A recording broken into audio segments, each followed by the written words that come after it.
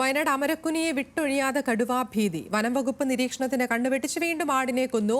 അമരക്കുനിക്ക് സമീപം ഊട്ടിക്കവല പായിക്കണ്ടത്തിൽ ബിജുവിന്റെ ആടിനെയാണ് ഇന്ന് പുലർച്ചെ 2 മണിയോടെ കടുവ ആക്രമിച്ചു കൊന്നത്. പ്രദേശത്ത് വനം വകുപ്പ് പരിശോധന ആരംഭിച്ചു. രതീഷ് വാസുദേവനുടെ വിശദാംശങ്ങളുമായി. രതീഷ്, ഈ കടുവയെ പിടികൂടാനുള്ള നടപടികൾ എത്തരത്തിലാണ് പുരോഗമിക്കുന്നത്? വീണ്ടും കടുവയുടെ ആക്രമണം തുടരുകയാണ് അല്ലേ? അതിൽ തീർച്ചയായും പുൽപ്പള്ളി മേഖലയെ ഭീതിയിലാക്കിക്കൊണ്ട് കടുവയുടെ ആക്രമണം തുടരുന്നു. ഇന്ന് 4ാമത്തെ ആടിനെയാണ് കടുവ ആക്രമിച്ചു കൊന്നിട്ടുള്ളത്. ഇന്ന് പുലർച്ചെ 2 മണിയോടെ ഊട്ടിക്കവലയിലെ ബിജുവിന്റെ വീട്ടിലെ ആടിനെയാണ് കടുവ ആക്രമിച്ചു കൊന്നത്. ബഹളം കേട്ട് വീട്ടുകാർ ഉടർന്നപ്പോൾ കടുവ ഓടിപ്പോകുന്ന സാഹചര്യമാണ് ഉണ്ടായത്. എന്തായാലും വനം വകുപ്പ് ഇന്നലെ രാത്രി തന്നെ പ്രദേശത്ത് പട്രോളിംഗ് നടത്തുന്നുണ്ട്. കൂടുകളൊക്കെ സ്ഥാപിച്ചെങ്കിലും മറ്റു വ്യത്യസ്ത ഇടങ്ങളിലാണ് കടുവയുടെ സാന്നിധ്യം ഉണ്ടാവുന്നതും ആക്രമണം ഉണ്ടാവുന്നതും. അതാണ് വനംവകുപ്പിനെ കുഴക്കുന്നത്.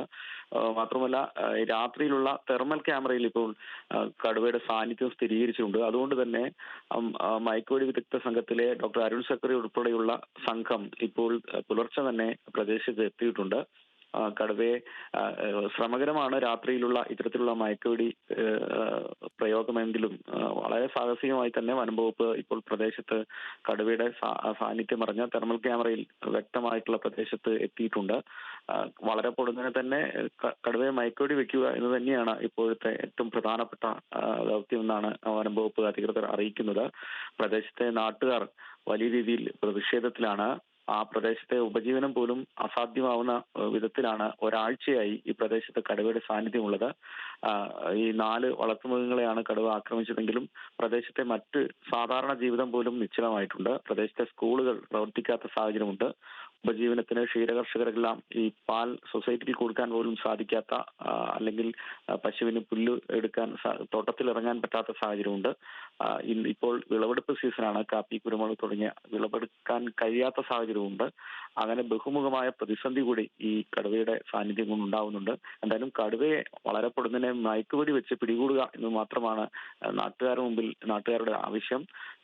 പ്രദേശത്ത് വനംവകുപ്പിന്റെ സജീവമായ ഇടപെടൽ നാട്ടുകാരുടെ പ്രതിഷേധത്തെയൊക്കെ ഇല്ലാതാക്കിയിട്ടുണ്ടെങ്കിലും വരും ദിവസങ്ങളിൽ എങ്ങനെയായിരിക്കും പ്രതികരണമെന്നറിയില്ല.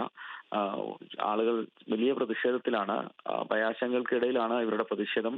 അതുകൊണ്ട് തന്നെ വനംവകുപ്പ് ഇത് കാര്യമായി തന്നെ പരിഗണിക്കുന്നുണ്ട്. കൂടുതൽ വനംവകുപ്പ് ഉദ്യോഗസ്ഥരെ പ്രദേശത്ത് നിശ്ചയിച്ചുകൊണ്ട് രാത്രി ഉൾപ്പെടെ പെട്രോളിംഗ് നടക്കുന്നുണ്ട്. എല്ലാ പ്രദേശത്തും ആളുകൾക്ക് ജാഗ്രതാ നിർദ്ദേശം നൽകുന്നുണ്ട്.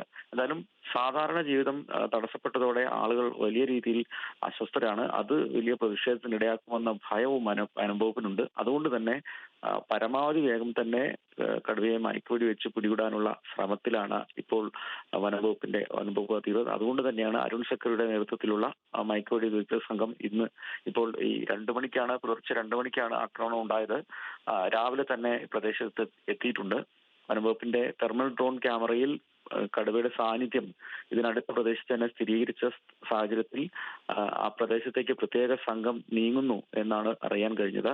എന്തായാലും വലിയ സാഹസികമായ ദൗത്യമാണെങ്കിലും വനംവകുപ്പ് അതിന് മുതിരുന്നു ഈ ഘട്ടത്തിൽ എന്നാണ് മനസ്സിലാക്കാൻ സാധിക്കുന്നത്. കാരണം വലിയ പ്രതിഷേധം വരും ദിവസങ്ങളിൽ അല്ലെങ്കിൽ പ്രദേശത്തുണ്ടാവും. ഒരാഴ്ചയായി ഈ പ്രദേശത്തെ വലിയ ആശങ്കയിലാക്കിക്കൊണ്ടാണ് ഇപ്പോൾ കടുവയുടെ സാന്നിധ്യവും ഇത്തരം വളർത്തുമൃഗങ്ങളെ നിരന്തരമായി ആക്രമിച്ചു കൊല്ലുന്നതും തുടരുന്നത്. വനംവകുപ്പിനും സ്വാഭാവികമായിട്ടും ഇത് ഒരു തലവേദനയായി തന്നെ തുടരുകയാണ്. കടുവയെ മയക്കുവെടി വെച്ച് പിടികൂടുക എന്നത് മാത്രമാണ് വനംവകുപ്പിന്റെ മുന്നിലുള്ള ഏക പോംവഴി എന്നതാണ് ഈ ഘട്ടത്തിൽ പറയാവുന്നത്. ആതിര, അതുതന്നെയാണ് അമരക്കുനിയിൽ ഇറങ്ങിയ കടുവാഭീതി ഒഴിയുന്നില്ല എന്നുള്ളതാണ്. ജനവാസ മേഖലയിൽ ഇറങ്ങി വീണ്ടും ആടിനെ പിടിക്കുന്ന സാഹചര്യം അടക്കമുണ്ടായി.